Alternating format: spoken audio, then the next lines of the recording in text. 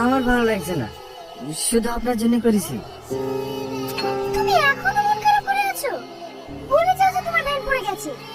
আমি নতুন একটা ভ্যান কিনে দিচ্ছি, আবার কাল থেকে ব্যবসা শুরু করো। না না, আপনাকে ভ্যান কিনে দিতে হবে না। কেন? শুধু তুমি উপকার করবে তাই তো? আমাদের কোনো অধিকার নেই? আমি যখন অ্যাক্সিডেন্ট হয়ে পড়েছিলাম তখন আমাকে রক্ত দিয়ে বাঁচালে কেন? আজ আমার বন্ধু বিপদে পড়েছে আর আমি এইটুকু উপকার করতে পারবো না? কিন্তু আমি তোমার কোনো কিন্তু শুনতে চাই না।